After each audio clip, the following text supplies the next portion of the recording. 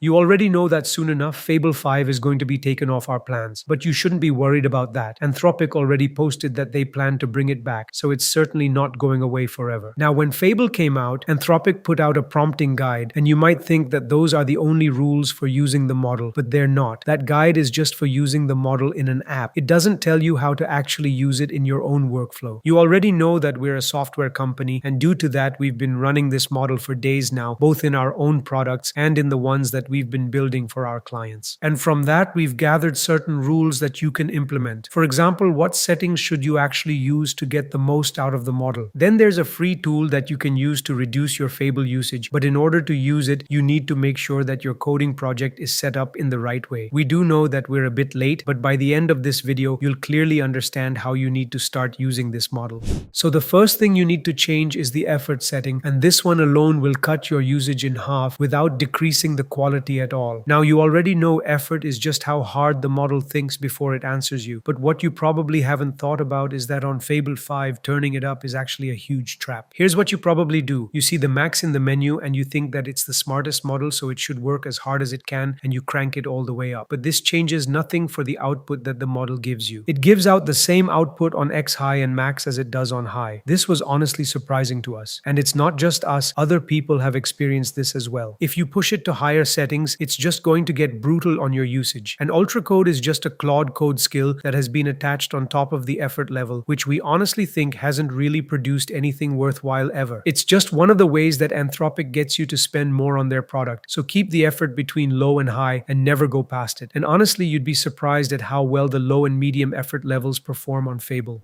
Now, what happens whenever a huge model and a smaller but smarter model come out? One of the most common patterns that you see throughout the AI space is that people start saying you should use the larger model for planning and the smaller model for carrying out the actual work. And this happens every single time. When Sonnet 5 came out, the new trending lesson became that you should use Sonnet 5 for all the smaller tasks that are not worth the Opus model, because Fable hadn't come out at that time. Still, it's not bad advice. For example, if you've built a second brain, you already know that if you want to ingest documents or read huge PDFs, you shouldn't be using large models for that. This is what we do in the AI Lab's second brain when we want to ingest competitor content for research. And even though you might have heard it a lot of times, we've still found some tools that might help you out in using multiple models in your workflow. If we talk about the workflows that you can use, then there's the most simple one in which you plan out with one larger model and then ask the smaller model to implement it. For example, in our community project, you can see that we have the docs folder, and inside that we have a subfolder which we always use while implementing a new feature. And whenever we come up with a new feature, it always has a PRD, and this PRD is based on this template. Whenever we create a new PRD, we use Fable or other larger models and implement it with smaller models if the new feature isn't too big. Now, you might be thinking, can you copy the same template as us? You can't really copy it because it's specifically tailored to this project, where whenever we make a new feature, it always asks how it's going to affect different parts of the project. For example, are there going to be any new users created in the project? And then the data model and migration means, do we actually need to change the database behind the app or not? Also, this custom community is where you'll find all the skills, design systems, and things that we build and show you inside our videos. So if you found value in our videos and want to support the channel, this is the best way to do it. The link is going to be in the description. There's another important part of working with agents, which is spinning up multiple sub-agents. And for that, Theo here actually gave a relevant section of his Claude.md, which makes a lot of sense for these sub-agents. He has said that for running a task via sub-agents, the main model orchestrating the session should have a model graph like this, where they should be rated according to their cost, intelligence, and taste. Although we haven't really implemented this in our own workflows using the Claude.md, but we do manually route through these different models, and the ranking that Theo has done is pretty much accurate here. So if the main session wants to use Claude models, it can obviously spin up sub-agents using that model. But how does it use the Codex models? Theo has written that the Codex models are only reachable through the CLI, but for this specific purpose, OpenAI has actually made a plugin for Claude Code, which you can install with this Claude Code/command. And although it does require having the Codex CLI, it does give you a handful of commands that you can go through if you like these Codex models. We ourselves have started using Codex a lot as well, but we use them for review work because we think that the Codex models are way better at reviewing what other models have done, but we haven't really compared them to Fable 5 yet.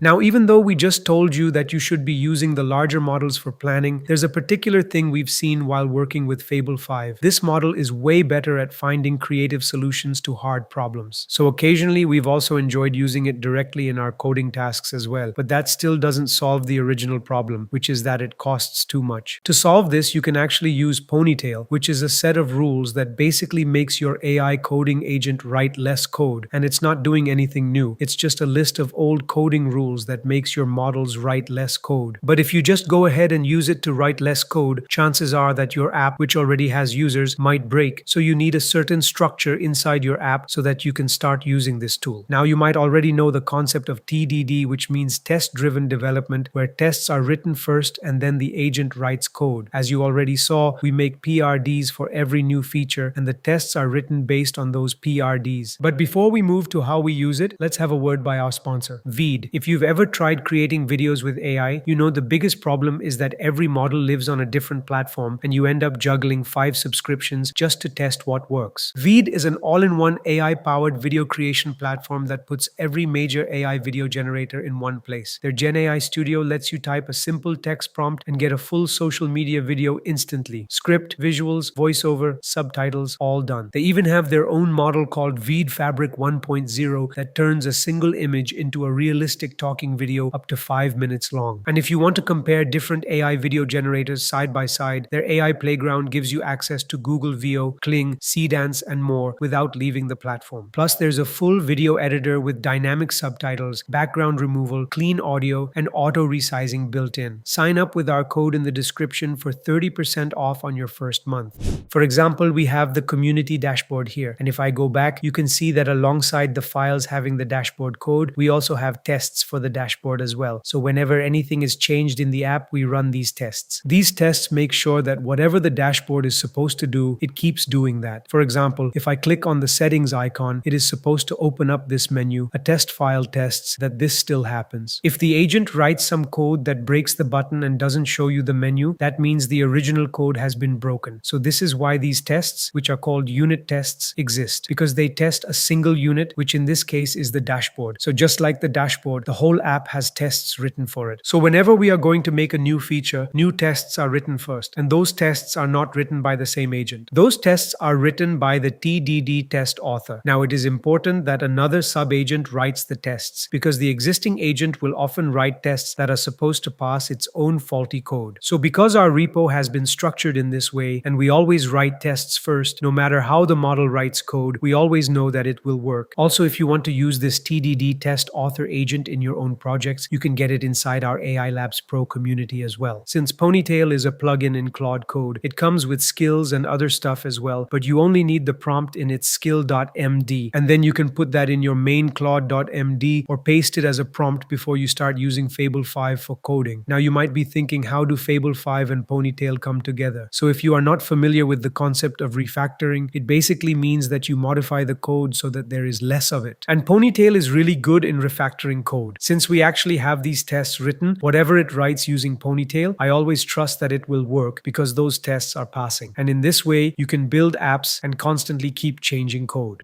Before we continue to the other rules, there's one thing we wanted to clear up. There's this one benchmark going around that basically says that Fable got dumber and that it can't really code anymore because it will route to Opus when it is asked to code. And honestly, it's just not true. It's only this one benchmark, and we honestly don't trust it because it ranks Sonnet 5 as the #1 model in reasoning, which is just not true. We've been using this model all this time, and we haven't seen any rerouting in coding tasks other than when we ask it to explain its reasoning. So you shouldn't really get paranoid about this at all. We've also seen what other people have been doing with this model, and one of the most important things they've forgotten is the reason Anthropic released it in the first place. They said Mythos was too powerful, and based on the testing, it could find security risks that no other model had, which means it could jailbreak those as well. So take out your code review agents and your security review agents and specifically focus on security. So for example, we're currently working on adding new features in the community and a major redesign. But in here, we basically use some sub-agents as part of our verification loop while we're actually building the platform. So for example, one of them is the code review expert, which is basically a sub-agent built on top of the skill from Cursor called the thermonuclear code quality review. And it's a really great skill that actually checks the architecture of the code and makes sure that the code base is going in the right direction when we're constantly adding these new features using our agents. And you can see that it went ahead and came back with a small change that we need to implement in the app and two other minor ones. I'm not going to show these changes to you, but we have patched them in. And then another sub-agent that we run is the security reviewer sub-agent, which is actually based on this GitHub action called the Claude Code Security Review. A GitHub action is an autonomous review that runs when you upload your code to GitHub, and you can actually give the link of this repo to Claude Code and just ask it to convert it into an agent, and it's going to do that. Now, this was a security review of the new feature that we added, and this time it said that it came back clean and that there was nothing that needed to be changed. But when we actually ran it on the whole platform that was set up, it spun up 6 of these security reviewer agents, all based on Fable 5, and they were running in parallel across the whole platform, which was divided into multiple parts. And this proved much more fruitful. It came out with a lot of bugs on the platform, which we have now successfully patched. So you should pretty much focus on the security and code-based reviews, which is what Anthropic had actually warned and advertised it for.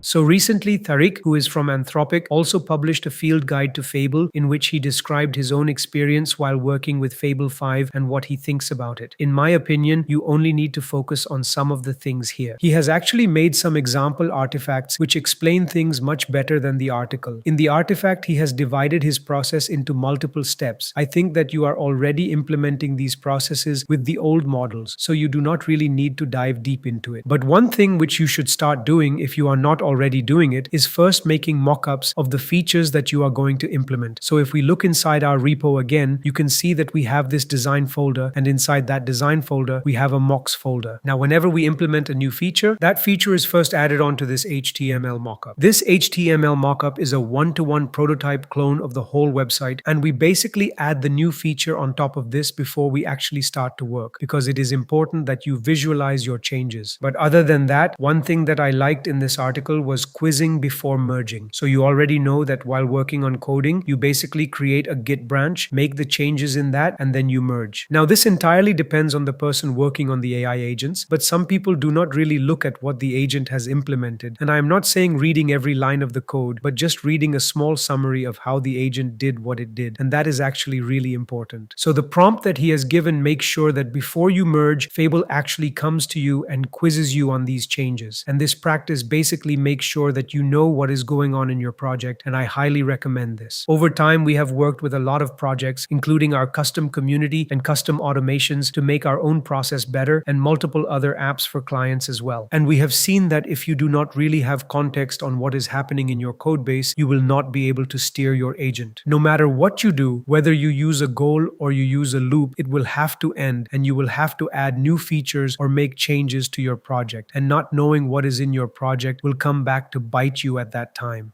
That brings us to the end of this video. If you'd like to support the channel and help us keep making videos like this, you can do so by using the super thanks button below. As always, thank you for watching, and I'll see you in the next one.